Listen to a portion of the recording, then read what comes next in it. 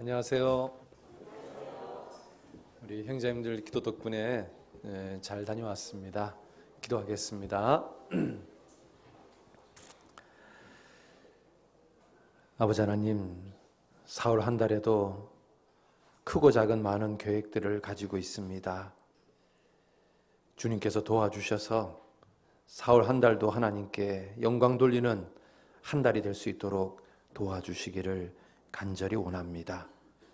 중계 수양회, 또 청년 집회, 어머니 낮 집회, 또 기타 많은 계획들 있습니다. 주님, 많은 영혼들 보내주시고 또 많은 영혼들 구원받을 수 있도록 역사해 주시기를 간절히 원합니다. 주님 오실 날이 너무나 가깝고 가까운 시대에 저희들 살아가고 있습니다. 우리 강석교회 식구들 정말 깨어 살 수 있도록 도와주시고 복음을 위해서 충성되게 살 수 있도록 모든 것 더해 주시기를 간절히 원합니다. 오늘 주일 아침에도 각 사람에게 꼭 필요한 은혜의 말씀 허락해 주시옵소서. 예수님 이름으로 기도드렸습니다. 아멘. 창세기 27장입니다. 구약성경 창세기 27장 1절에서부터 10절까지, 창세기 27장 1절에서부터 10절까지 찾으셨으면 같이 한번 읽어보겠습니다. 이삭이 나이 많아 눈이 어두워 잘 보지 못하더니 맏아들 에서를 불러 가로되 내 아들아 하매 그가 가로되 내가 여기 있나이다 하니 이삭이 가로되 내가 이제 늙어 어느 날 죽을는지 알지 못하노니 그런즉 내 기구 곧 전통과 활을 가지고 들에 가서 나를 위하여 사냥하여 나의 즐기는 별미를 만들어 내게로 가져다가 먹게 하여 나로 죽기 전에 내 마음껏 내게 축복하게 하라. 이삭이 그 아들 에서에게 말할 때에 리브가가 들었더니 에서가 사냥하러 오히려 들로 나가매 리브가가 그 아들 야곱에게 일러 가로되 내 부친이 내 형 에서에게 말씀하시는 것을 내가 들으시기를 나를 위하여 사냥하여 가져다가 별미를 만들어 나로 먹게 하여 죽기 전에 여호와 앞에 내게 축복하게 하라 하였더니 그런즉 내 아들아 내 말을 쫓아 내가 내게 명하는 대로 염소떼에 가서 거기서 염소의 좋은 새끼를 내게로 가져오면 내가 그것으로 내 부친을 위하여 그 즐기시는 별미를 만들리니 내가 그것을 가져 내 부친에게 드려서 그로 죽이시기 전에 내게 축복하기 위하여 잡수시게 하라. 선교 잘 다녀왔습니다. 이 본문은 여러분들께서 잘 아시는 것처럼 이제 이삭이 자기가 죽을 날이 가까웠다라고 생각하고 그 에서에게 이제 장자의 축복을 하려고 할 때 리브가가 이것을 듣고 이제 꾀를 내어서 그 아버지의 축복을 야곱이 받도록 그런 내용입니다. 이 내용 속에서 우리가 이제 몇 가지 좀 생각해 봤으면 좋겠습니다. 자, 1절입니다. 이삭이 나이 많아 눈이 어두워 잘 보지 못하더니, 이게 이제 27장 첫 절에 이삭이 나이가 많아 눈이 어두워 잘 보지 못하더니, 단지 육신적인 눈만 어두워진 게 아니라 이삭은 지금 영적인 눈까지 어두워져 있습니다. 왜냐하면 하나님께서 야곱에게 장자의 축복을 주겠다고 약속했기 때문에 이삭도 이 약속을 분명히 들었을 겁니다. 그런데 나이가 많아지면서 그 하나님의 약속을 잊어버렸습니다. 그리고 자기 생각대로 큰아들이 축복을 받아야 된다고 생각하고 에서를 불렀던 겁니다. 만약에 이삭이 정신이 깨어서 멀쩡해서 자기 하나님 약속을 들었던 것을 기억하고 둘째 아들 야곱에게 축복을 했다면 아마 성경은 더 이상 어떤 사건이 일어나지 않았을 겁니다. 그런데 이삭이 나이 많아 눈이 어두워져, 영적인 눈이 어두워져서 하나님의 약속의 말씀을 기억하지 못하고 인간적인 방법으로 큰아들 에서에게 축복하려고 할 때부터 이제 이 집안에 이제 문제가 생긴 겁니다. 우리가 있잖아요. 영적인 눈이 어두워질 수가 있습니다. 그래서 영적인 눈이 어두워져서 판단력이 흐려지게 되고 잘못된 판단을 할 때가 있을 수가 있습니다. 그래서 이삭이 눈이 어두워져서 하나님 약속의 말씀을 잊어버렸구나. 그것처럼 우리가 이 하나님 약속의 말씀을 잊어버리고 영적인 눈이 어두워져서 세상적인 눈으로 판단하고 결정하고 일을 진행한다면 이제 어떤 문제가 생길 수 있겠구나라는 것을 교훈받을 수 있습니다. 자, 그런데 이제 오늘 여기서 말씀드리고 싶은 것은 이 내용이 아니라요. 이 말을 아버지가 이제 에서에게 축복하겠다는 약속의 말씀을 누가 들었냐면 리브가가 들었습니다. 자, 리브가는 하나님 약속의 말씀을 본인이 직접 들은 사람이에요. 둘째 야곱이 하나님의 축복을 받을 거다. 그런데 정작 자기 남편은 큰아들한테 축복을 한다 그러니까 이 리브가가 이제 당황스러워진 겁니다. 여러분이 만약에 리브가라면 어떻게 행동해야 될까요? 하나님의 약속은 둘째 아들 야곱에게 주겠다고 분명히 이야기했는데 그런데 정작 자기 남편은 큰아들 에서에게 축복하려고 할 때 여러분이 만약에 리브가라면 여러분은 어떻게 행동했을까요? 만약에 리브가가 믿음이 정말로 성숙한 사람이었다면 아마 하나님께 기도하면서 하나님이 어떻게 하실지를 기다렸을 겁니다. 마치 이런 거죠. 아브라함이 믿음이 성숙해서 네 아들 이삭을 바치라고 할 때 아브라함은 망설이지 않고 칼로 자기 아들 이삭을 찍으려고 그랬잖아요. 그때 하나님께서 결정적으로 막았잖아요. 아브라함아 멈춰라고. 만약에 리브가가 아브라함처럼 믿음이 성숙했다면 리브가는 기다렸을 겁니다. 그리고 기도했을 겁니다. 하나님, 지금 하나님 약속이 무너질 것 같습니다. 하나님께서 지금 일하실 때입니다. 하나님 왜 잠잠히 계십니까? 저 남편의 생각을 바꾸어 주십시오. 하고 기도했을 겁니다. 그럼 아마 이삭이 자기 아들 에서에게 축복을 하려다가 그게 생각났을 겁니다. 아차 하고 아마 축복을 미뤘을 겁니다.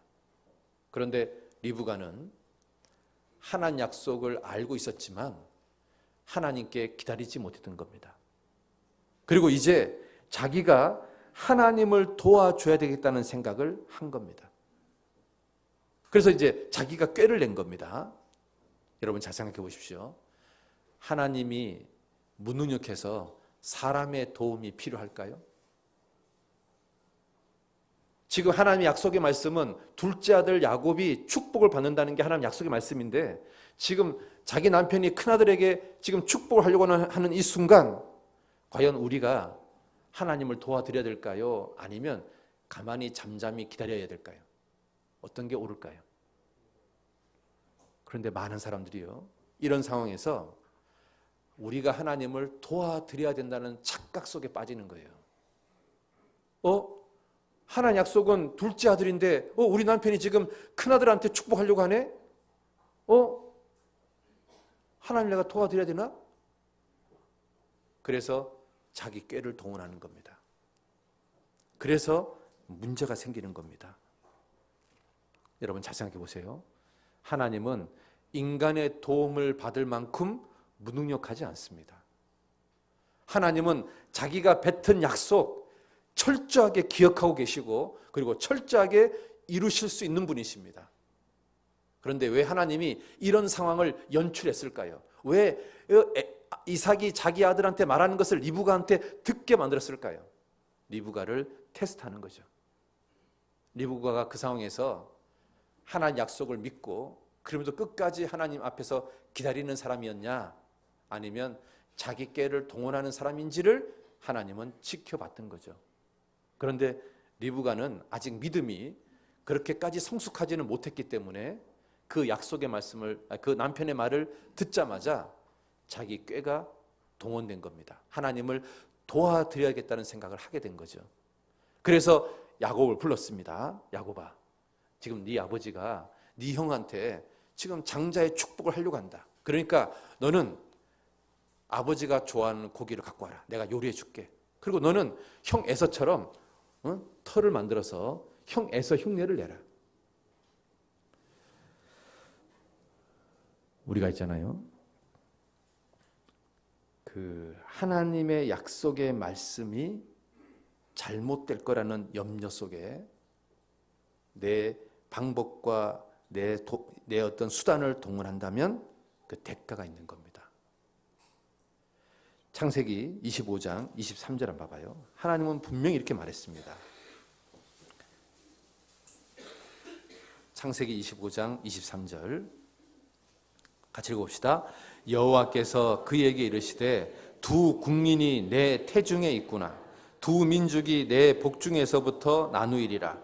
이 족속이 저 족속보다 강하겠고 큰 자가 어린 자를 섬기리라 하셨더라. 분명히 하나님은 큰 자가 어린 자를 섬길 거라고 이야기했거든요. 그러면 이 약속의 말씀을 리브가가 들었고 그것을 남편한테 분명히 이야기했거든요. 남편도 이 이야기를 분명히 들었을 거예요. 하나님께서 하신 약속이니까. 그럼 하나님께서 하신 말이니까 하나님께서 지키실 겁니다. 여러분, 예수님은 하나님의 아들로 이 땅에 태어났습니다. 예수님은 하나님께로부터 네가 앞으로 어떤 일을 할 건지에 대한 이야기를 충분히 들었을 겁니다. 그리고 예수님은 구약 성경을 아주 달달달 외울 정도로 구약 성경을 자세히 공부했을 겁니다. 그 구약 성경에 예언된 그 예수님에 대한 역할, 그런 이야기들을 예수님은 철저히 알았을 겁니다. 그런데 여러분 이거 아십니까? 예수님이 30년 동안 단 한마디도 내가 메시아라는 말을 자기 입으로 한 적이 없다는 겁니다. 그렇죠?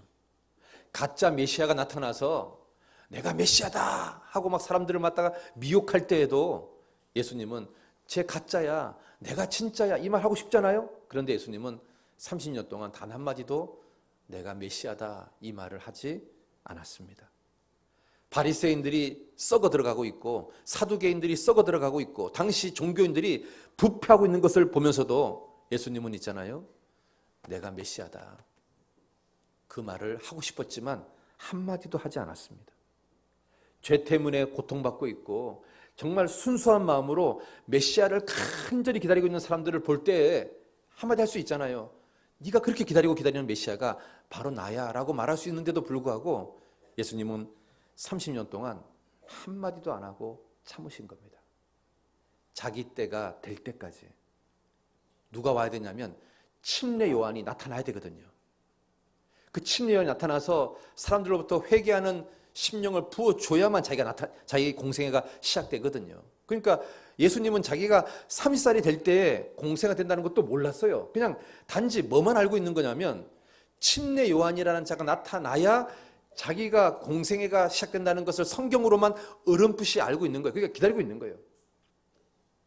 그런데 두고 보니까 30살이 된 거지.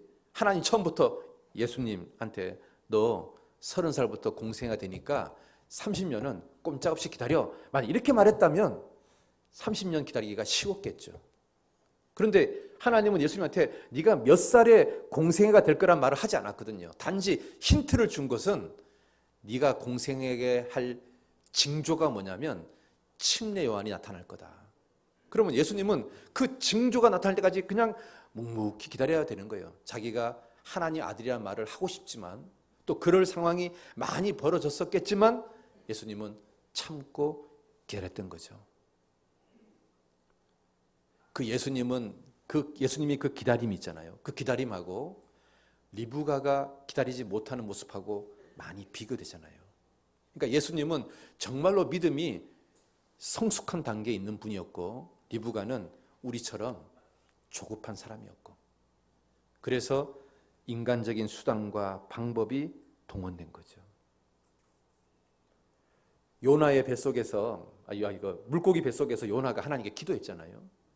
하나님은 물고기 뱃속에 있는 요나의 기도도 들으시는 분이에요. 하나님은 장소와 상황이 중요한 게 아니거든요.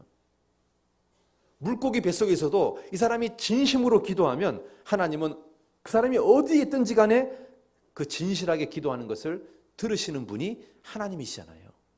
만약에 리브가가 이런 상황이라면, 정말 긴박한 상황이라면 하나님께 조용히 무릎을 꿇고, 하나님, 지금 긴박한 상황입니다. 당신의 약속의 말씀이 지금 구부러질 상황입니다. 하나님, 역사하실 때가 됐습니다 라고 기도했다면 하나님은 리브가의 기도를 들으시고 어떤 일을 하셨겠죠.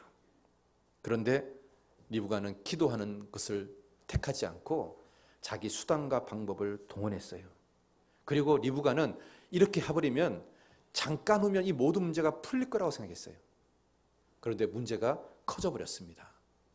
그렇게 인간적인 방법을 동원해서 하나님 축복을 받고 난 다음에 에서가 자기 동생을 죽이려는 마음을 품은 것을 알게 되고 자기 아들을 이렇게 보내면서 뭐라고 말하냐면, 너 며칠만 피해 있어 봐라. 그러면 네 형의 노가 풀릴 거다. 리브가는 이 상황이 며칠이면 끝날 거라고 생각했어요. 그런데 거의 30년이 걸렸거든요. 보세요. 창세기 27장 44절 한번 보세요. 창세기 27장 44절 같이 한번 읽어볼까요? 내 형의 노가 풀리기까지 몇 날 동안 그와 함께 있어라. 내 형의 분노가 풀려 내가 자기에게 행한 것을 잊어버리거든 내가 곧 보내어 너를 거기서 불러오리라. 어찌 하루에 너희 둘을 이루랴. 자, 지금 리브가는 자기가 인간적인 방법을 동원해서 축복을 쟁취했는데 여기에 대한 문제가 며칠이면 끝날 줄로 알았던 거죠. 그런데 현실은 거의 30년이 걸렸거든요. 그럼 한번 잘 생각해 보세요. 인간적인 방법을 동원한 것이 지름길이 아니라 뭐가 된 겁니까? 둘러가는 길이 된 거죠. 만약에 리브가가 잠잠히 참았다면 금방 끝날 일을 리브가는 인간적인 방법을 동원해서 이게 지름길인 줄 알았는데 실제로는 30년을 삥삥 도는 둘러가는 길이 되어버렸던 거죠. 우리가요, 신앙사하다 보면 그런 착각 속에 빠질 때가 많아요. 이렇게 하면 이게 지름길이겠다. 내 수단과 방법을 동원하면 이게 지름길이겠다 생각하는데, 그런데 그게 하나님 뜻에 맞지 않으면 그게 지름길이 아니라 몇 년 또는 몇십 년을 둘러가는 길이 되는 거죠. 그런데 반대로 있잖아요. 하나님 말씀에 순종하는 것이 이 길이 왠지 멀어 보이고 이게 좀 더 삥삥 둘러가는 길처럼 보일지 모르지만 사실은 이 길이 최고로 빠른 지름길이죠. 우리는 그것을 잊을 때가 굉장히 많아요. 리브가는 인간적인 방법을 동원해서 아버지의 축복을 쟁취하는 것이 지름길인 줄 알았거든요. 그런데 정작 자기 아들 야곱이 장자의 축복을 실제적으로 하나님께 받아서 이스라엘 민족의 믿음의 계승자가 될 때까지는 거의 30년이 걸렸거든요. 삥삥 둘러갔거든요. 그렇잖아요.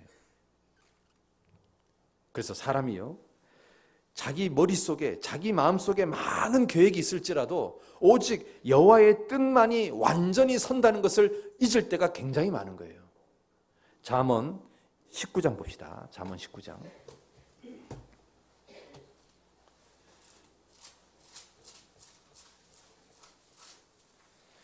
잠언 19장 21절.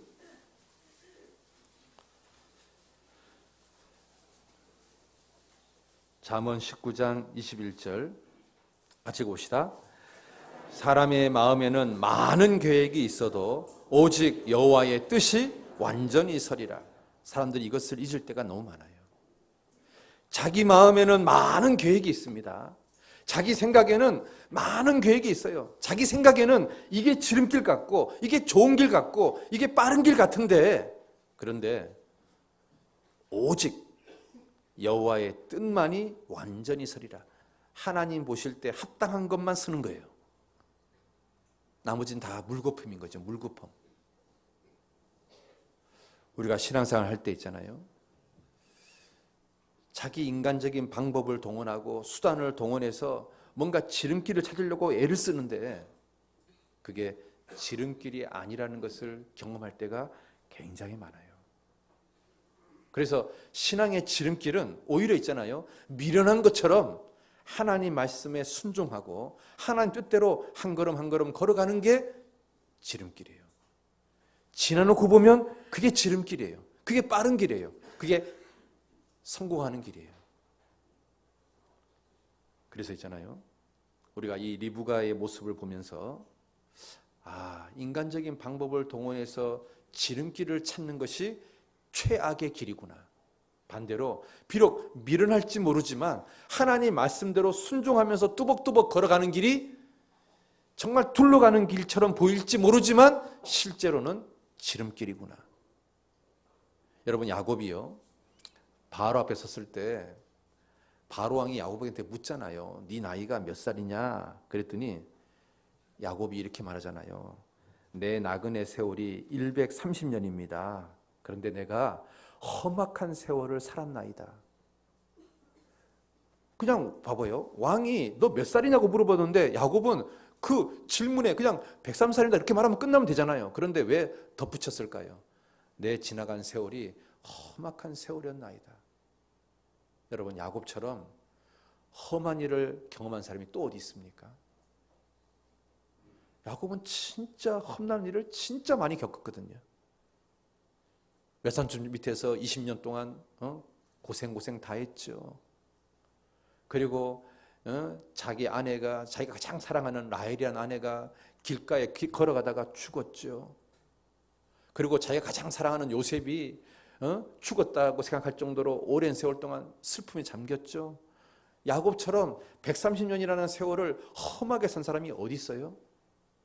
진짜 험하게 살았죠. 그러면 한번 생각해 보세요. 그 아버지 이삭은 험한 것을 경험한 적이 거의 없는데 왜 그 아들 야곱은 그렇게까지 험한 인생을 살았을까요? 첫 단추부터가 잘못됐잖아요. 하나님 말씀에 순종하는 뚜벅뚜벅 걸어가는 길을 택하지 않고 인간적인 방법을 동원해서 지름길을 선택한 대가가 지난 130년 동안 내 인생이 험한 세월을 살았습니다라고 고백할 만큼 대가를 철저하게 치렀잖아요. 그렇잖아요. 우리가 성경 읽으면서 있잖아요. 이건 그냥 지나간 과거 이야기야 라고 끝난다면 성경을 읽을 필요도 없고 설교를 들을 필요도 없는 겁니다. 이게 주님이 지금 나한테 하는 말이지. 혹시 내가 야곱처럼 또는 리브가처럼 지름길을 찾기 위해서 인간적인 방법을 동원하고 있지는 않는가? 인간적인 계획을 지금 사용하고 있지는 않는가? 자신을 돌아보라고 성경에 이게 기록되어 있는 거잖아요. 그렇잖아요. 그래서 우리가요, 이 인간적인 방법을 동원한 것이 지름길이 절대로 아니라는 겁니다. 그리고 있잖아요, 이제 이 인간적인 방법을 동원해서 이제 방법을 세우는데 그러다 보니까 이제 거기에 뭐가 들어가냐면 거짓말이 들어가는 겁니다. 창세기 27장 다시 가보세요. 창세기 27장 19절 20절 봅시다. 창세기 27장 19절 20절.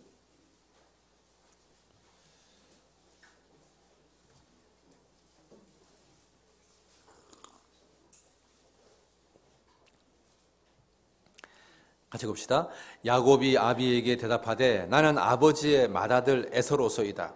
아버지께서 내게 명하신 대로 내가 하였사오니 청컨대 일어나 앉아서 내가 사냥한 고기를 잡수시고 아버지의 마음껏 내게 축복하소서. 이삭이 그 아들에게 이르되 내 아들아 내가 어떻게 이같이 속히 잡았느냐. 그가 가로되 아버지 하나님 여호와께서 나로 순적히 만나게 하셨습니다. 자, 여기 19절에는 야곱이요 거짓말을 했습니다. 예 아버지 제가 에서입니다. 야곱이면서 자기 아버지한테 에서라고 거짓말합니다. 자, 여러분 아버지한테 거짓말하는 게 큰 죄일까요? 작은 죄일까요? 큰 죄죠. 그런데 20절에는 더 큰 죄를 짓습니다. 아버지 이삭이 야 근데 어떻게 이렇게 고기 사냥을 빨리 했냐? 그랬더니 이제 또 뭐라고 거짓말하고 있습니까? 여호와 하나님께서 순적히 만나게 했습니다. 이제 누구까지 끌어들였습니까? 하나님을 끌어들이는 거짓말까지 했습니다. 그러면 이제 누구한테 거짓말한 겁니까? 하나님께. 그러면 아까 19절 거짓말하고 20절 거짓말하고는 차원이 완전히 틀린 거짓말을 한 거죠. 왜 야곱이 이 지경까지 됐을까요? 인간적인 방법을 동원하니까 그 인간적인 방법을 합리화하기 위해서 거짓말할 수 있는 상황이 벌어지게 되고, 그리고 그 거짓말을 하는 상황이 어디까지 가냐면 하나님을 거들먹하면서까지 거짓말하는 최악의 상황까지 가는 거죠. 왜? 이게 하나님 보시기에 합당치 않으니까 이런 상황이 연출되는 거죠. 인간적인 방법을 동원한 것이 하나님이 합당하게 여겼다면 이런 거짓말하는 상황까지 벌어지지 않았겠죠. 그렇잖아요. 하나님이 인도하는 길에, 하나님이 축복하는 길에 거짓말할 일이 있겠습니까? 그렇지는 않을 거 아니에요. 하나님이 축복하지 않는 길이니까, 하나님이 원하지 않는 길이니까, 인간적인 방법을 동원한 길이니까 그 길에는 거짓말이 필요한 거죠. 심지어는 하나님을 향해서 거짓말까지 하는 거짓말이 필요했던 거죠. 그래서 문제가 더 커지게 되는 거죠. 우리가 있잖아요.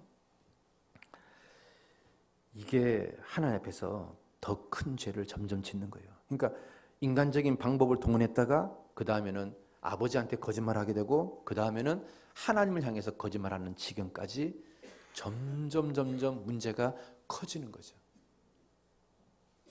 혹시 한번 가만히 생각해 보셔요.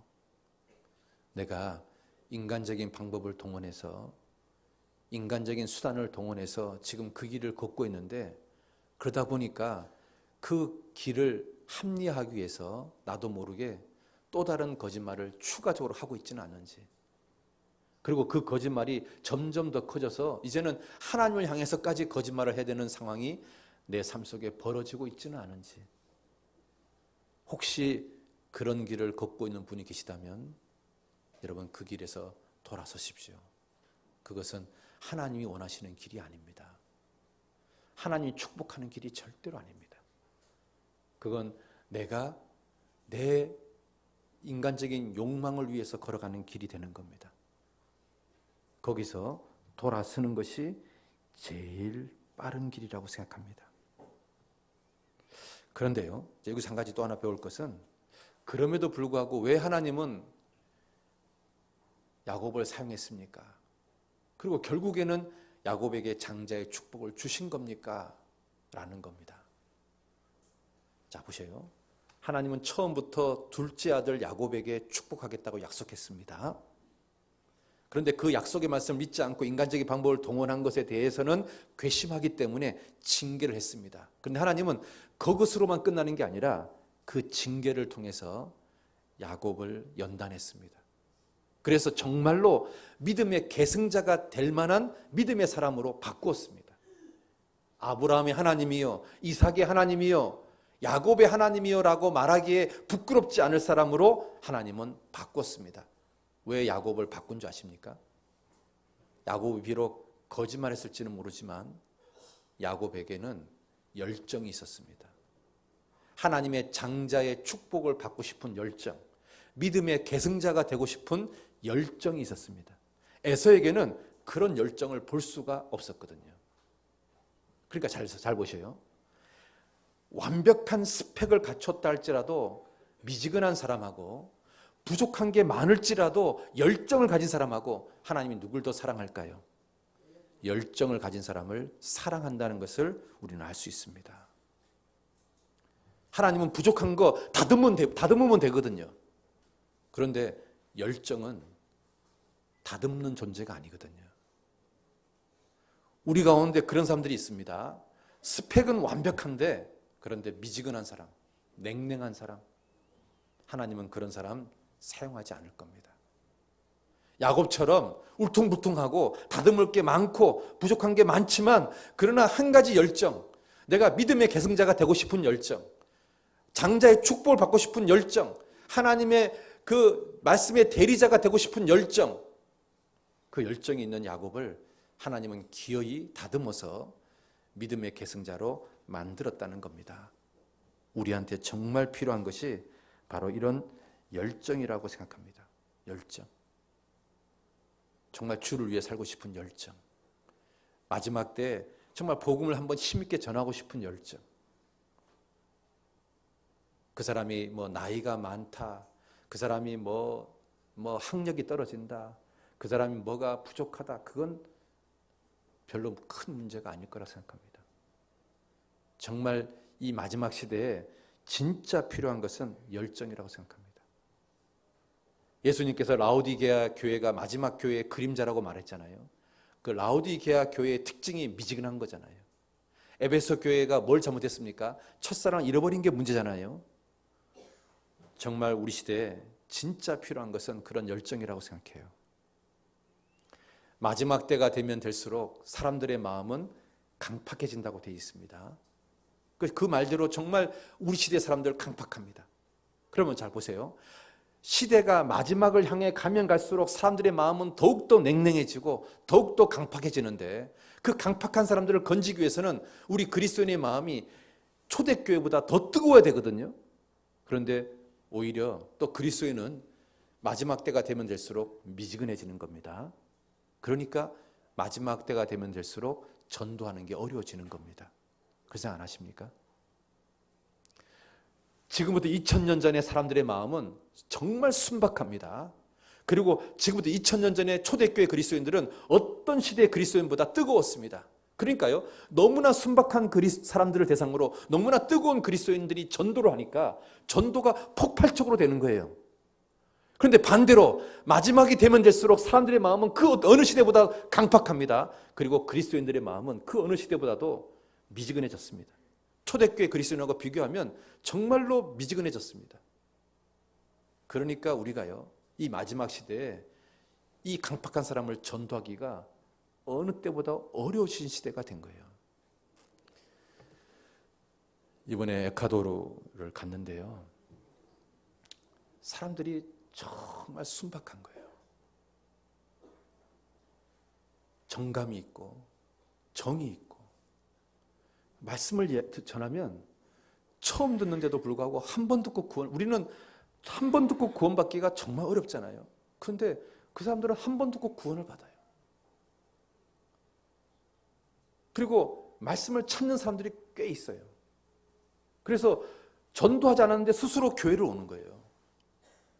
어떤 청년은 그 나라에서도 꽤 명문 대학을 다니는 청년인데요, 이 청년은 진리를 찾고 싶어가지고요, 이 교회 저 교회를 막 다니는 거예요. 그런데 교회를 가는 곳마다 자기가 원하는 그 진리가 전하는 교회가 없었던 거예요. 근데 이분이 은행원인데 집에서부터 은행까지 출근을 하려고 그러면은 항상 우리 교회를 지나가야 된대요. 그러니까 늘 지나갈 때마다 우리 교회를 봤다는 거예요. 그래서 내가 저 교회도 한번 가봐야 될 텐데 내가 저 교회는 어떨까? 왜냐면 이 사람이 지금 진리를 찾는 사람이니까 이 교회 저 교회 지금 다니는 사람인데 과연 저 교회는 어떨까? 그런 마음이 항상 있었다는 거예요. 그러다가 누군가에 의해서 소개를 받아서 우리 교회로 온 거예요. 그래서 자기는 진리를 찾는 사람이라고. 그러니까 이게 뭐 선교사님이요, 전도하기가 너무 쉬운 거예요. 그래서 그냥 잠깐 상담하고 DVD 보여주고 구원을 받은 거예요. 아직도 그 나라에는 진리를 찾는 사람이 있는 거예요. 정말 순박해요. 지금도 그 청년이요, 우리나라 나이로 말하면 한 27살 정도 되는 청년인데 새벽 4시 반에 일어나서 성경을 읽고 기도를 하고 그리고 출근을 하는 거예요. 저한테 뭘 상담하는 줄 아세요? 꼭 결혼해야 되나요? 그걸 물어보는 거예요. 왜요? 그랬더니 결혼 안 하고 그냥 주님께 헌신하고 싶은데 꼭 결혼해야 됩니까? 제가 얘기를 했어요. 그런 믿음, 사도 바울 같은 믿음은 특별한 사람한테만 주는 겁니다. 보통 사람들은 결혼해야 됩니다. 그리고 결혼하는 것이 주를 위해 더 잘 살 수 있습니다. 그랬더니 이 형제가 그러면 어떻게 되냐고. 그럼 지금부터 결혼을 위해서 기도하라고. 그 다음에는요, 그 다음에 선교사님 찾아가라고. 찾아가서 뭐라고 얘기합니까? 나 결혼하고 싶다고. 그러면 선교사님이 소개해주는 사람 만나서 결혼하라고. 그러니까 이 청년이 그러겠다는 거예요. 지금부터 결혼을 위해서 기도하겠다는 거예요. 이 청년이 너무 신앙생활 잘하니까요, 우리 선교팀에서 한국에 있는 자매를 소개시켜줘야 되겠다. 근데 이제 이 자매가 좀 막 그렇게 화려한 미인은 아니에요. 그래서 한편은 걱정이 돼요. 혹시 싫다 그러면 어떨까? 그런데 이 형제가 너무 순수한 마음을 가지고 있으니까, 너무 착한 마음을 가지고 있으니까. 근데 이 청년이 이번 수양회 때 한 13명을 전도한 거예요. 근데 그 13명이 거기다 구원을 받았다는 거예요. 거기에 이제 자기 엄마까지 전도를 한 거예요. 그래서 그 형제 집에 신방을 갔더니 그 엄마가 이제 복음에 대해서는 확실히 이제 깨달은 것 같은데 뭔가 이제 좀 아직은 약간 찜찜한 게 있더라고요. 그래서 다시 이제 복음을 이렇게 정리를 쭉 풀어주니까 이 할머니, 이 엄마가 막 너무 좋아하는 거예요. 그래서 야, 정말 아직도 그곳에는 하나님을 찾는 사람들이 있었구나. 그러니까 하나님께서 왜 이런 땅에 교회를 세우셨을까? 왜 이곳에 한국에 이 선교사를 보내셨을까? 사도행전에 이런 말 있잖아요. 이 성에 내 백성이 많음이라. 하나님이 그곳에 하나님 백성이 아직도 있기 때문에 교회를 보내셨구나. 그런 생각이 들어요. 사도행전 봐봐요. 사도행전에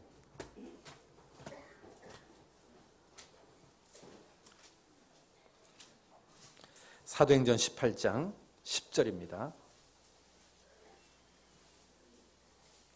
9절 10절. 사도행전 18장 9절 10절 같이 한번 읽어볼까요? 밤에 주께서 환상 가운데 바울에게 말씀하시되 두려워하지 말며 잠잠하지 말고 말하라. 내가 너와 함께 있음에 아무 사람도 너를 대적하여 해롭게 할 자가 없을 것이니 이는 이 성중에 내 백성이 많음이라 하시더라. 사도 바울이요, 고린도라는 동네에 딱 갔습니다. 18장 1절에 고린도에 이르렀다고 되어 있잖아요. 여러분, 고린도가 어떤 곳이냐면 항구 도시예요. 그러니까 굉장히 타락한 도시, 성적으로 아주 굉장히 타락한 도시인 거예요. 그러니까 이제 사도 바울이 여기는 좀 이 도시는 그냥 지나칠까? 이런 생각을 했던 건가 봐요. 그러니까 하나님께서 아니다, 사도 바울아.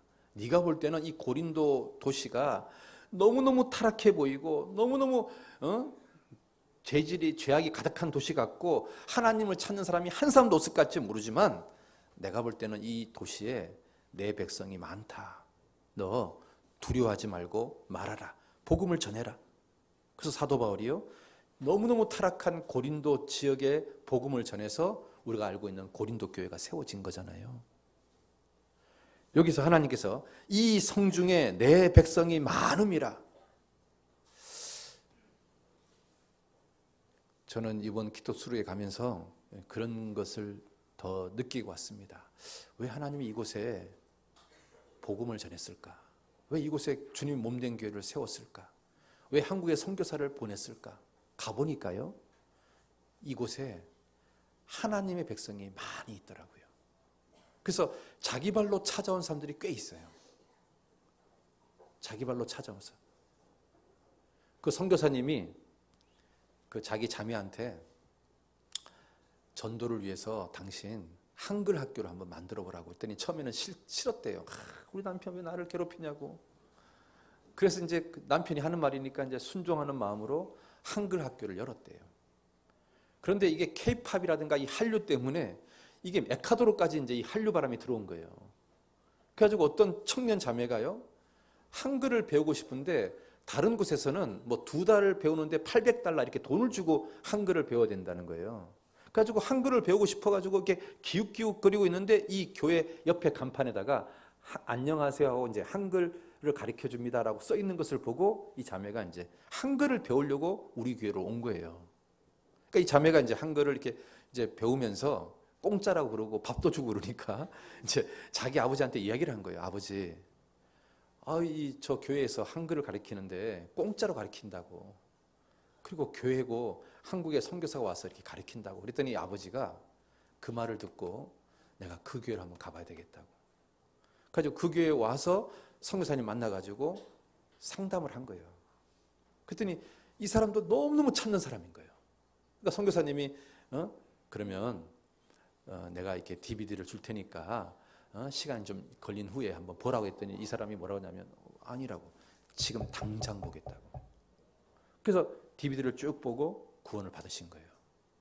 구원을 받고 자기 아내도 전도하고 거꾸로 자기 딸도 전도하고 자기 아들도 전도해서 그 집은 식구들이 다 구원받은 거예요. 그런데 이 에콰도르가, 이 중남미 도시가요, 한 번 결혼해서 끝까지 그 부부가 함께 사는 가정이 거의 없어요. 대부분 모든 가정들이 다 이혼해서 2번, 3번, 4번 이렇게 결혼하는 케이스가 굉장히 많은데 이 집은 유일하게 처음 결혼해서 지금까지 사는 거예요. 근데 굉장히 가난해요. 그 집 신방을 가보니까 정말로 가난해요. 그런데도 이 베드로라는 이 사람은 정말로 자기가 찾고 있었던 사람일 거예요. 자기는 그 간증 속에 그러더라고요. 자기는 정말 찾았다고. 정말 진리를 가르치는 곳을 찾고 있었다는 거예요. 근데 그 DVD를 딱 보는 순간 세 번째 DVD를 볼 때 이미 자기는 구원이 된 것 같더래요. 얼마나 찾는 사람이었으면. 그래서 이제 이분이 그 마을이 굉장히 못 사는 마을인데 그 마을이 한 80명 정도가 자기 친척들이 사는데 그 중에서 일반 교회 리더인 사람이 자기 친척인데, 그러니까 자기 아내의 남동생이에요. 그 사람을 이제 전도하려고 이제 했는데 DVD를 보여줬는데 이 남동생이 일반 교회 리더니까 막 반발을 하더래요. 그래가지고 DVD를 다 보고도 이제 구원이 안 되고 오히려 이제 상황이 악화가 됐어요. 그런데 이제 학예 수양회를 이제 데려가려고 이야기하니까 이 사람이 극적으로 학예 수양회에 왔고 거기서 구원을 받고 침례를 받는 거예요. 이 사람 침례를 다른 교회에서 이미 받았는데, 그러니까 에콰도르 사람들이 침례를요 받는 것을 조금 두려워한대요. 구원을 받아도.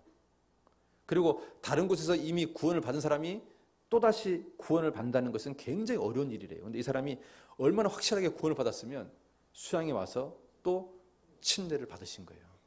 근데 그 베드로라는 형제 집에 신방을 갔는데 그 부부가 왔더라고요. 와서 이제 간증을 하라 그랬더니 뭐 아주 똑부러지는 간증을 하는 거예요. 그 교회하고 우리 교회하고 완전히 다르다고.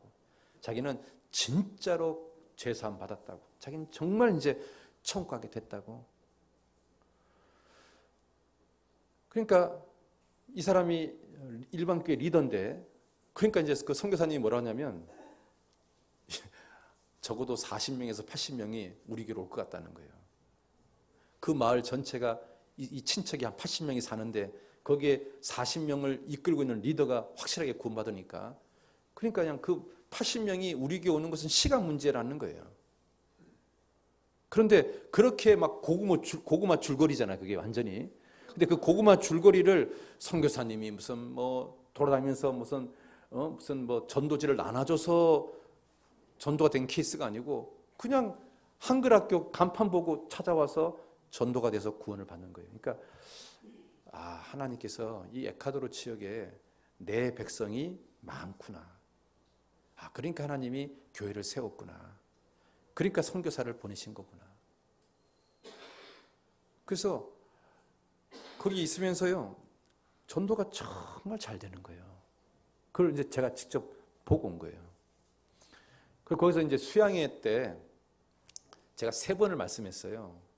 이스라엘 민족의 환난하고 회복하고 미래 이야기하고 그다음에 복음하고 3번을 이제 설교를 했는데, 이 중남미 사람들이 약간 흥이 있잖아요. 약간 좀 이렇게 열정 있는 사람들이잖아요. 그런데 이렇게 일방적으로 설교만 하면 이 사람들은 이렇게 자꾸 좀 조는 것 같아, 느낌이. 그래서 이제 한국에서 하는 것보다 조금 더 오버해서 막 이제 좀 막 이렇게 좀 이렇게 대화식으로 막 이제 집회를 했어요. 그랬더니 이 사람들이 그게 자기들하고 딱 맞았는지 막 중간에 박수도 쳐주고 막 엄청 좋아하는 거예요. 그래가지고 막 굉장히 이제 복음을 재밌게 이제 다 풀었어요.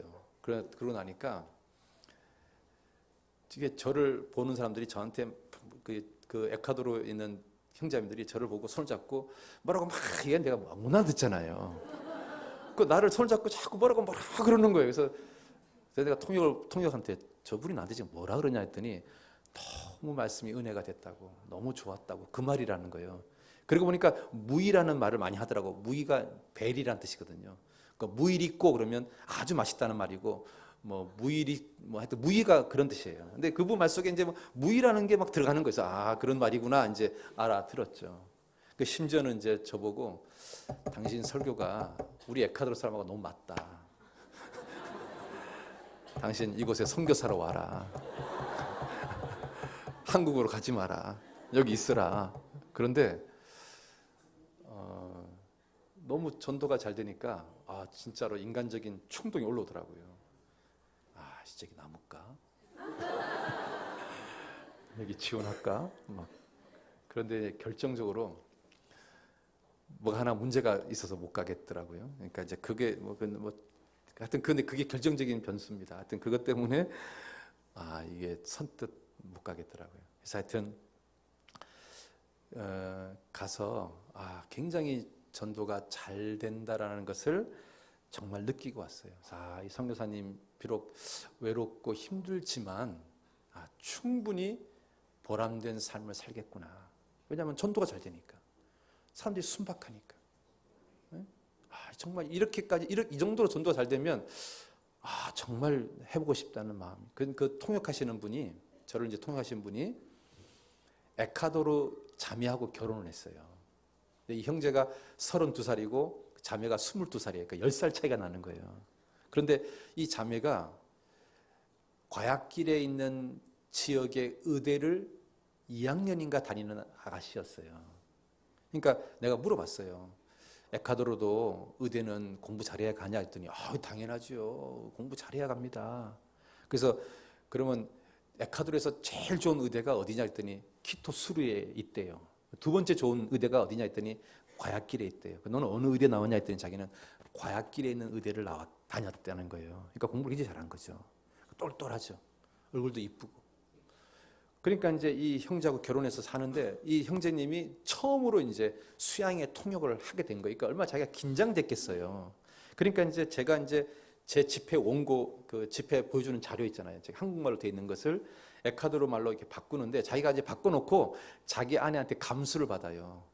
어떠냐? 이 표현이 잘 됐냐? 그러면 제가 고쳐주고, 그렇게 해서 이제 바꿔가지고 이제 하는데, 이 형제가 처음으로 하는 건데도 불구하고 저하고 호흡이 너무 잘 맞는 거예요. 막 제가 막 소리 지르면 이 양반도 소리 지르고, 제가 막 손 들면 얘도 손 들고, 그래가지고 너무 호흡이 잘 맞는 거예요. 그래서 제가 이 형제한테 우스갯소리로 그랬어요. 형제님하고 나하고 그냥 확 중남이 한번 뒤집어볼까? 그랬더니 이 형제도 그렇게 하시죠 그러더라고요. 그래서 그만큼 정말 이렇게 막 저로 하여금 저를 땡기게 하는 게 있더라고요. 정말 이런 곳에 살아야 되는데, 이런 곳에 정말 전도해야 되는데, 이런 마음이 들 정도로. 그래서 정말 여러분들도 한번 기회가 되면 한번 가시면 굉장히 그 신앙적으로 은혜가 많이 돼요. 그분들과 교제하는데도 은혜가 되고, 또 집회하는데도 은혜가 되고, 정말 은혜가 돼요. 그래서 이제 모든 일정을 다 마치고 키토에서 이제 비행기를 타고 미국 휴스턴에 왔어요. 휴스턴에서 이제 일본으로 오는 비행기를 타야 되는데 그 대기 시간이 좀 이번에 길었어요. 길어가지고 이제 미국 휴스턴에서 이제 빵 같은 것을 간단하게 아침을 이제 먹고 시간이 너무 남으니까 이제 둘러 앉아서 이제 그 이번 선교 있었던 소감을 한마디씩 해라 했더니 전부 다 이제 이번 선교가 너무 좋았다. 뭐 어떤 분들은 내가 여러 번 선교를 따라다녔지만 이렇게 좋은 선교는 처음이었다. 뭐 다들 이제 막 너무나 은혜로운 이제 그 간증들을 했어요. 기회가 되면 또 오고 싶다. 뭐 이렇게 다 아주 멋진 간증을 다 했어요. 그러고 나서 이제 휴스턴에서 일본 동경까지 한 몇 시간 비행기를 타고 이제 왔어요. 그러니까 그 열 몇 시간 비행기가 얼마나 힘들어요. 조그만 비행기에서 열 몇 시간 타고 왔으니까 얼마나 지겨워요. 그래가지고 이제 일본 동경에 딱 오니까 말이 달라져요. 힘드네. 다음에 가기는 쉽지 않네. 이렇게 이제 말이 바뀌는 거예요. 그러니까 그게 정말 다 좋은데 두 가지가 흠이에요. 하나는 여기서부터 그 나라까지 가는 게 너무 힘들어요. 한국에서 일본까지 갔다가 또 일본에서 미국으로 갔다가 또 미국에서 또 키토까지 들어가야 되는 그런 여정이 너무 피곤하다는 게 하나 흠이고요. 또 하나 흠은 키토가 해발 2,900m가 넘는 곳이에요. 그러니까요, 고산증이 생겨요. 그러니까 뭐 머리가 아프고 가슴이 답답하고 이렇게 밤에 이렇게 잘 때 있잖아요. 이렇게 숨이 쉬어져야 되고 막 답답하고 막 이상해요. 그래서 이제 막 고산증이 생겨가지고 약을 먹어야 되는. 그래서 저를 포함해서 전부 다 이제 막 고산증 때문에 힘들어했는데 우리 유연선 형제님하고 우리 맹남재 형제님은 완전 체질이에요. 전혀 뭐 고산증도 없고 뭐 너무 좋대요. 그래서 이분들은 체질이다. 근데 원래 이 한국 사람들은, 그러니까 우리 보통 사람들, 저지대에서 태어난 사람들은 2,000m까지는 적응할 수 있대요. 보통 사람들이. 그래서 2,000m까지는 어딘지 살아도 아무 문제가 없대요. 근데 2,000m가 넘는 곳은 이게 적응되는 게 아니래요. 거의 대부분이 고산증에 시달리고 막 힘들어한대요. 그래서 그런 높은 데에서 대대로 태어난 사람들은 가슴이 두꺼워진대요. 그 고산증에 살아남기 위해서. 그런데 우리 유현성 형제님이나 우리 맹재님은 고산지대에 태어나신 분도 아닌데 현지인처럼 적응을 잘 하시더라고요. 그래서 이분들은 중남이 아주 체질이다 이런 생각이 들어요. 그래서 하여튼 그런 점이 굉장히 좀 어렵고 힘들었어요. 그래서 그런 거 빼고 이제 막 그런 환경 고산증이라는 그런 막 그 가슴을 쪼여오는 막 답답한 막 조금만 걸어도 막 힘들고 막 계단을 갔다가 조금만 걸어도 막 너무 막 답답한 그런 것들 빼고는 너무 좋더라고요. 그래서 내가 선교사님한테 선교사님은 이 고산증 힘들지 않았어요 했더니 본인도 한 3개월 정도 고생을 했대요. 근데 3개월 지나고 나니까 자기는 이제 적응이 됐다고. 그런데 완벽하게 적응이 된 건 아니더라고요. 예를 들면 축구 시합을 하는데 키토 수르교회 자매들하고 축구를 하는데도 자매들은 쉥 달리는데 자기는 조금 뛰면 막 답답해서 못 뛴다 그러더라고요. 그러니까 아직도 이제 완벽하게 적응이 안 되는 거죠. 그냥 이제 답답한 것은 없어졌대요. 그래서 한 3개월 되니까 이제 답답한 건 없었다고. 그런데 막 뛰거나 막 달리거나 이거는 아직도 안 된다고 이제 그러더라고요. 그래서 환경은 정말 멋있어요. 뭐 이렇게 공기도 굉장히 좋고요. 뭐 설산을 가봤는데요. 그 설산을 가는 차를 타고 이제 설산 앞에까지 이렇게 차로 이렇게 가거든요. 그런데 어느 정도 높이 이상 올라가니까요, 나무도 없고 그냥 잔디만 있는 상태에서 쫙 펼쳐지는데 너무 멋있어요. 저하고 맹인재님하고 이영재 자매님 세 분이 다 똑같은 말을 했는데 지금까지 본 산 중에서 가장 멋있는 산이라고 얘기할 정도로. 그래서 기회가 되면 또 한 번 보고 싶은 산이라고 말하죠. 그러니까 환경은 정말 좋아요.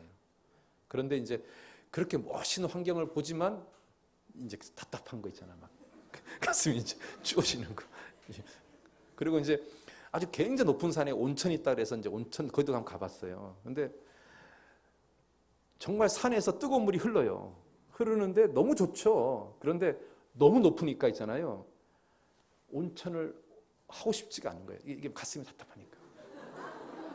그러니까 너무 정말 누가 봐도 이건 기가 막힌 풍경이죠. 높은 산에서 온천이 있으니까. 그런데 가슴이 막 쪼여드니까 조금 하다가 더 이상 힘들어서 그냥 내려오는, 그러니까 그런 것들이 있어요. 그러니까 환경은, 그러니까 눈에 보이는 시야는 정말 멋있어요. 정말 멋있고 막 하늘도 파랗고 막 산도 웅장하고. 그런데 너무 높으니까 이 가슴이 쪼여오는 것 때문에 힘들어요. 그래서 그런 것 빼고는 굉장히 참 좋은 나라구나. 그리고 전도하기도 참 좋은 곳이구나. 그런 것을 많이 느꼈어요. 그래서 우리가 인간적인 꾀는, 저도 지금도 그래요. 인간적인 꾀는 다시는 가지 말아야지.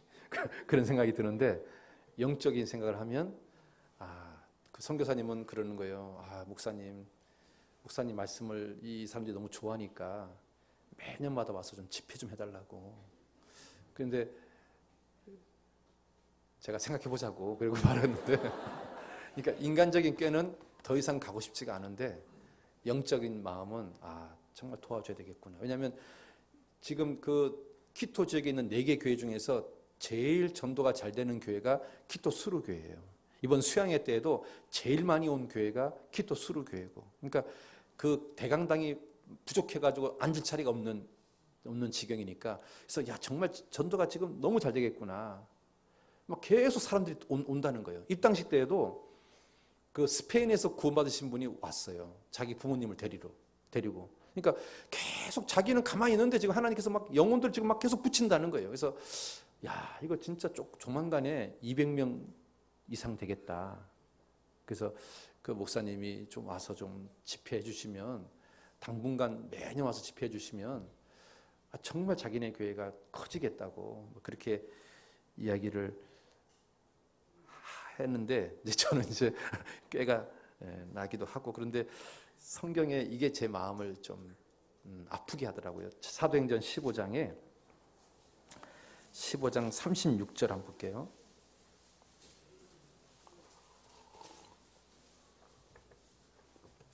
사도행전 15장 36절 같이 한번 읽어봅시다.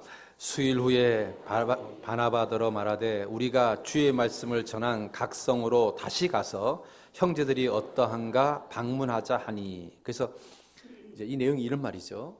사도 바울이 1차 이제 전도 여행을 해서 거기서 이제 유럽에 많은 교회를 세웠어요. 세워서 막 온갖 고생, 죽을 고생 다 하고 이제 돌아왔어요.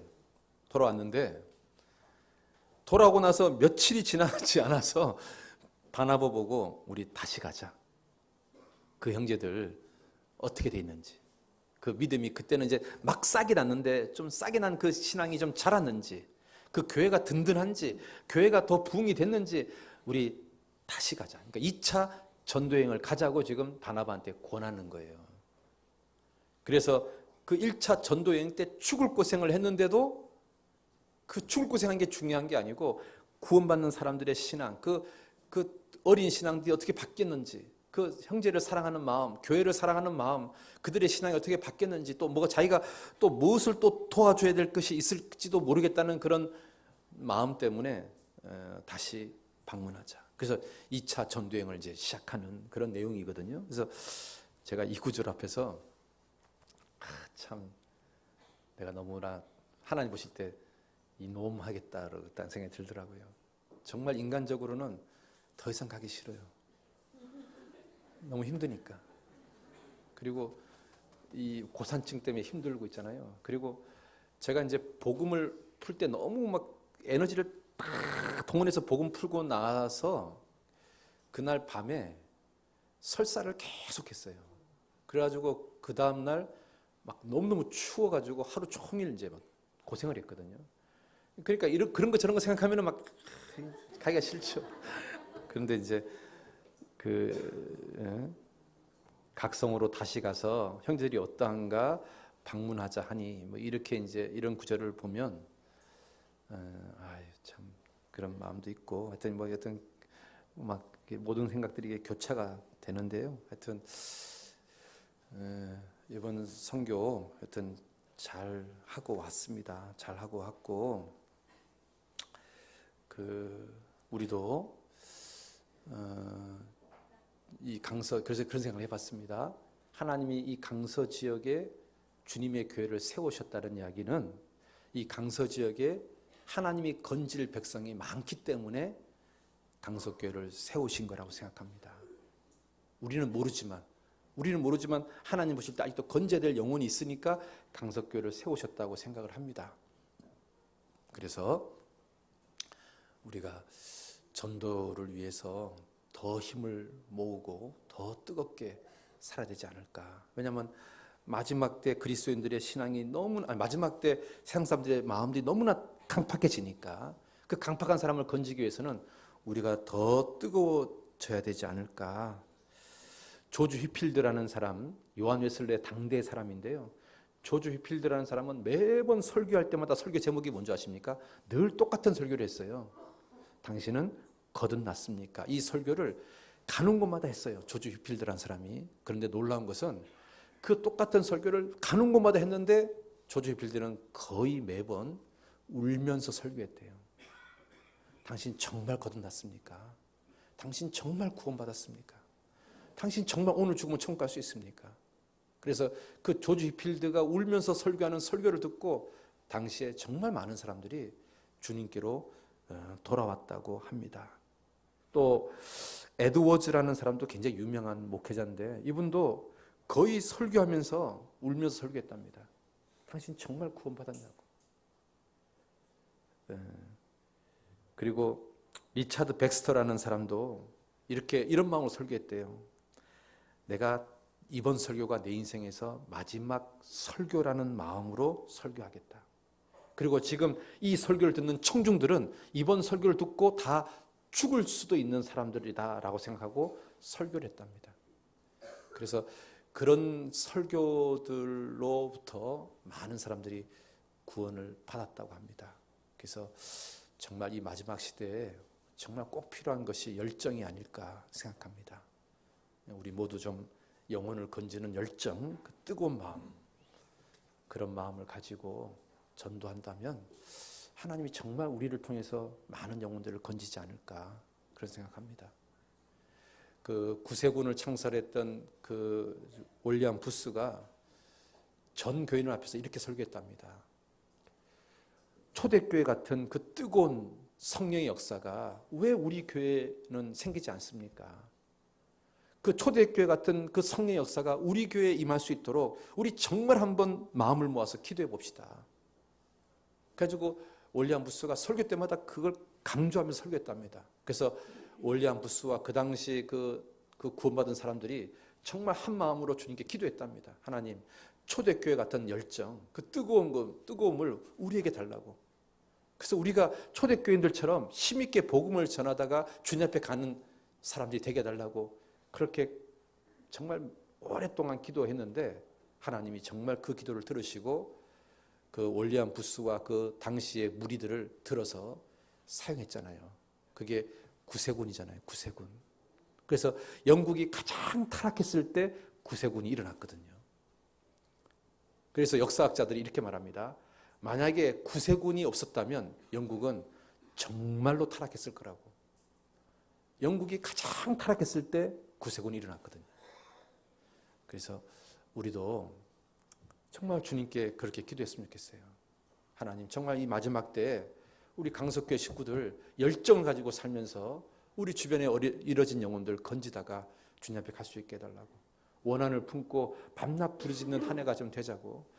그렇게 우리 모두가 이렇게 기도한다면 하나님이 윌리엄 부스를 쓰신 것처럼 우리 강석교회를 쓰지 않을까. 그래서 우리 정말 이 강서 지역에 이뤄진 영혼들 건지는데 우리 모두가 좀 귀하게 쓰이다가 주님 앞에 갔으면 하는 열망이 있습니다. 그렇게 살았으면 좋겠습니다. 우리 사진 좀 잠깐 좀 보겠습니다. 네, 사진 좀. 저기가 이제 기토 수르교회 현관 입구입니다. 다음. 여기 최문석 선교사님이시고 그 강석교회 기토 수르교회 교회당 내부입니다. 다음. 여기 이제 대강당인데요. 지금 이 자리가 꽉 차고도 식구들이 지금 앉을 데가 없어서 아까 그 빈 자리 있잖아요. 거기다가 텔레비전을 설치해서 집회를 해야 될 상황까지 지금 됐습니다. 그래서 지금 교회당을 지금 더 넓은 곳으로 옮길 생각을 하고 있습니다. 다음. 여기는 이제 교회 앞에 그 스크림 차례인데 옆에 보면 안녕하세요 써 있죠. 혹시 보이십니까? 여기 이제 요게 뭐냐면 한글 학교 안내 간판입니다. 요 안내 간판을 보고 몇몇 사람들이 지금 전도가 됐습니다. 네, 다음. 네, 그건 우리 식구들 사진이고 다음. 네, 이게 수요일 날 가자마자 화요일 날 도착했는데요. 가자마자 수요일 날 수요 말씀 시간에 이제 질의응답 같은 거 이제 하는 시간 가졌습니다. 그래서 이제 뭐 굉장히 질문도 많이 해요. 질문하시라 했더니 막 질문을 굉장히 많이 해요. 그래서 그 질문에 대해서 이렇게 대답하는 시간이었습니다. 다음. 그리고 이제 앞에 나와서 이렇게 그 에콰도르 수르교회, 키토 수르교회 구원받으신 분 나와서 간증하는 시간입니다. 다음. 다음.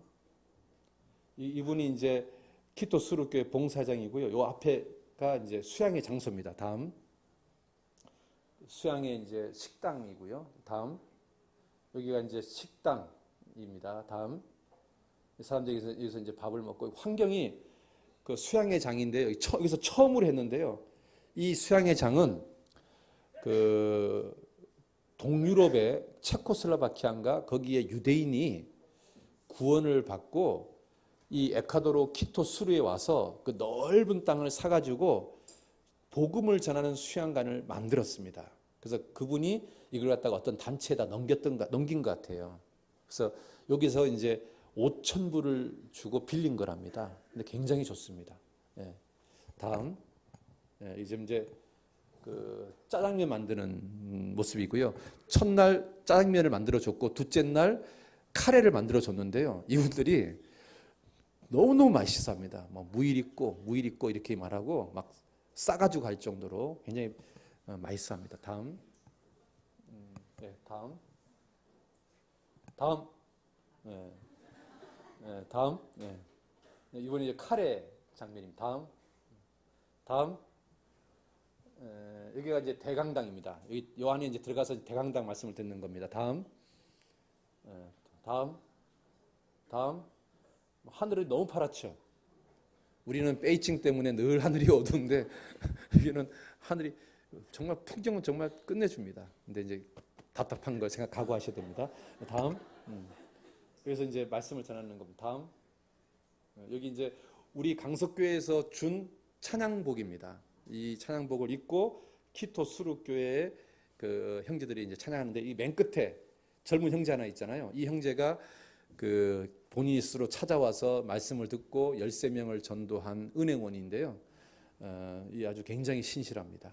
그래서 한국의 자매하고 좀 연결시키려고 생각하고 있습니다. 예, 다음.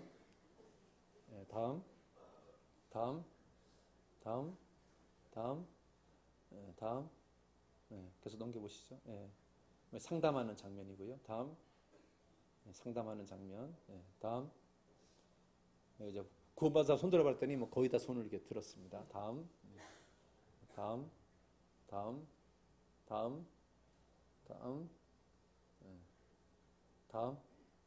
그다음에 침례식 하는 장면인데요. 다음. 이제 우리 한국 선교팀 앞에 나와서 이제 인사를 하고 있는 장면입니다. 다음. 제가 이제 침례식 왜 하는지 말씀 간단하게 하고 또 침례식 기도를 하는 상황인데 이때가 제가 컨디션이 최악의 상태였습니다. 막 추워서 덜덜 떨고 있는 그런 상태에서 그냥 간신했습니다. 다음. 침례하는 장면이고요. 다음. 침례하신 분들 이렇게 제가 악수하고 다음. 여기가 이제 높은 곳에서 키토 수루 지역을 내다보고 찍은 겁니다. 그러니까 키토가 에콰도르 수도인데 여기 인구가 200만 명이 넘습니다. 이 나라 전체 인구가 한 2천만 정도 되는데 그 중에서 한 10분의 1이 키토 지역에 살고 있어요. 그러니까 굉장히 많은 사람들이 살고 있습니다. 다음. 여기가 이제 뭐냐면 키토 수루에 이제 적도가 지나갑니다. 이 적도가 지나가는 선에다가 달걀을 올리면 달걀이 세워집니다. 그래서 달걀이 세워지는 장면입니다. 진짜 달걀이 세워집니다. 그리고 있잖아요. 이 적도선에서 물을 내리잖아요. 그 물이 회오리 바람이 이렇게 물이 이렇게 휙 돌면서 내려가는 게 아니라 그대로 직선으로 그냥 물이 쭉 빠집니다. 그리고 오른쪽으로 한 걸음 옆으로 해가지고 물을 빼잖아요. 그럼 물이 이렇게 돌면서 내려갑니다. 또 반대로 이쪽으로 한 걸음 해서 하면잖아요. 물이 반대 방향으로 돌면서 내려갑니다. 그러니까 이쪽은 오른쪽으로, 이쪽은 왼쪽으로. 그리고 적도선이 지나간 데서 물을 내리면 물이 그냥 이렇게 돌지 않고 그냥 슉 빠집니다. 그러니까 정말 그 적도선이라는 게 아주 실감납니다. 그리고 그 적도선 위를 눈을 감고 걸어가면 똑바로 못 갑니다. 이렇게 막 옆으로 삐뚤삐뚤합니다. 그러니까 그 하여튼 특이한 곳입니다. 그 적도선 위에서 이렇게 달걀 올려놓는. 그다음 여기는 이제 짐 엘리엇이 이 에콰도르에서 복음을 전하다가 순교했지 않습니까? 근데 짐 엘리엇이 그 당시 모임의 리더가 아니고 경비행기를 운전하시는 분이 당시 모임의 리더였습니다. 그 리더가 살았던 집입니다. 이 집에서 짐 엘리엇하고 뭐 기타 이렇게 젊은 그 선교사들 가정들 한 네다섯 가정이 여기에 이제 있으면서 아마존강에 이제 복음을 전하러 이제 갔던 거죠. 그래서 이제 전부 다 숨겨서 죽었는데요. 이 집이 지금 그대로 있고요. 이 안에 들어가면은 그 당시 죽었던 분들의 사진들이 이렇게 있습니다. 다음. 이것은 이제 상담인 모임을 했는데요. 이제 상담인 모임이 아니라 그 에콰도르의 아주 그 기둥들이 다 왔습니다. 어머니 회장, 봉사회장 이분 다 와가지고 처음에는 상담인 모임의 성격으로 갔는데 와 보니까 상담인 모임의 성격이 아니라 교회 기둥들이 있는 자리라서 제가 이분들한테 꼭 필요한 이야기를 좀 말씀을 해드렸습니다. 다음. 그 다음에 여기가 이제 그 아까 그 은행 다닌다는 젊은 청년 집에 신방을 갔는데요. 가운데 있는 어머니가 구원이 약간 좀 덜 된 것 같아서 다시 복음을 풀었습니다. 그래서 너무너무 좋아하십니다. 그래서 자기 오늘 죽어도 천국 갈 수 있다고 너무 좋아하시는 장면입니다. 다음. 그래서 같이 그 제 옆에 있는 분이 어머니입니다. 제 옆에 있는 사람이 형제고 제 옆에 있는 분이 그 형제의 어머니입니다. 그래서 아주 그냥 너무너무 좋아하는 장면이었습니다. 다음. 네. 여기는 이제 그 키토스루에서 의사인 부부가 자기 이제 그 직원들 또 자기 병원 관계자들을 전도하기 위해서 일주일에 한 번씩 모임을 갖습니다. 그 모임에 갔습니다. 다음. 그래서 저기 이영자 자매님 뒤에 계신 남자분이 있죠. 와이셔츠 입으신 분. 그분이 의사입니다. 근데 키토스루는 한 달에 700불을 벌면은 아주 잘 버는 사람이랍니다. 한 달에 700불. 그러니까 우리나라 돈으로 70만 원을 벌면 아주 잘 버는 사람이래요. 그런데 이 의사는 한 달에 한 5천에서 한 7천 정도를 번대요. 그러니까 엄청난 소득자입니다. 그리고 부인도 의사고요. 그러니까 굉장히 돈을 잘 버는 부부인데요. 문제는 11조를 안 한답니다. 이분이 만약에 11조로 하면 키토스루 교회 재정이 해결되는데 11조를 안 한답니다. 그래서 야, 참 안타깝더라고요. 그리고 이제 결혼을 3번 해서 지금 현재 부인이 3번째 부인이에요. 그래서 근데 이 3번째 부인하고 혼인 신고를 안 합니다. 왜냐하면 혼인 신고를 하면 재산을 줘야 되기 때문에 그냥 삽니다. 그런데 그런 상황이 이 지역은 비일비재합니다. 다음. 이제 입당식 하는 날 우리 선교팀에서 이제 돼지 한 마리를 잡았거든요. 그래가지고 돼지 한 마리를 잡아가지고 돼지를 이제 불에다 구워서 이제 먹는데요. 진짜 맛있더라고요. 다음. 입당식 하는 장면입니다. 다음. 다음. 입당식 말씀을 제가 했고요. 특송을 하는 장면이고요. 이 다음. 저 두 분은 한국말로 복음성과 특송을 하더라고요. 근데 발음도 시원찮은데 나름 노력해서 해요. 근데 그 외국 땅에 가서 서툰 한국 복음성을 듣는데 정말 가슴이 뭉클해집니다.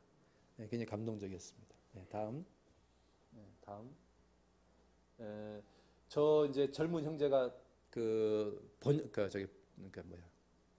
한국말을 에콰도르 말로 하는 분은 뭐라 그러죠? 통역하는 형제고 그 옆에 있는 분이 이 형제 자매입니다. 두 사람 나이 차이가 한 10살 정도 차이가 나고요. 저 자매가 의대 2년을 다니다가 이 형제하고 눈 맞아서 이제 결혼하고 의사 공부는 포기하고 지금 이제 형제 통역하는 것을 도와주는데요. 이 자매가 굉장히 똘똘해요. 그래서 제가 이제 어떤 걸 해봤냐면 제가 한국말을 이렇게 막 행동해가지고 이야기하면 이게 무슨 말이냐 그러면 그걸 알아들어요. 그래서 굉장히 센스가 있고 똑똑한 것 같아요. 그래서 이 형제가 통역하는데 굉장히 도움을 많이 주는 그런 가정인 것 같습니다. 다음. 지금 사진 찍으신 분. 다음. 자, 여기가 이제 여기가 이제 베드로라는 형제 집에 신방을 갔습니다. 굉장히 가난한 동네입니다. 다음. 여기 이제 그 맹영쟁 옆에 있는 남자분이 있죠. 이분이 이제 그 일반 교회 리더였습니다. 그런데 이분이 이번 수양에서 구원을 받고 침례도 받고 신방에 왔는데 따라왔어요. 와가지고 굉장히 확실한 구원의 간증을 했고, 여기서 자기는 이 교회에서 이제 다시 시작하겠다. 그래서 제가 뭐라고 얘기해 줬냐면, 너 한국 성경 강연에 수십 번 들어라. 그리고 이 교회 설교 말씀 열심히 배워봐라. 그러면 하나님 너 분명히 너 귀하게 사용할 거다. 그랬더니 막 굉장히 아주 그냥 당찬 각오의 표정을 짓더라고요. 그래서 굉장히 기대가 됩니다. 다음. 그다음 여기는 이제 어머니 회장 집에 신발 갔는데요. 저 자매들 쭈루루 4명 앉아 있는 곳에서 분홍 색깔 티를 입으신 분이 어머니 회장인데요. 얼마나 정말 몸이 무세요, 무세. 얼마나 열심히 하는지 몰라요. 그리고 남편하고 이혼을 했는데 이 동네 사람들은 대부분 이혼하면 새로 시집 가는 게 일반인데, 이분은 남편하고 이혼했지만 시집가지 않고 딸 넷을 다 키웠어요. 근데 그 딸 넷 중에서 셋은 확실히 딸 셋을 키웠는데 둘은 확실히 구원받아서 신앙생활 잘하고 있고, 한 명이 아직 구원이 아직 안 돼 있고요. 옆에 있는 사람은 이 어머니 회장의 여동생입니다. 이분도 구원을 받으셔서 교회 잘 나오고 계시고요. 다음.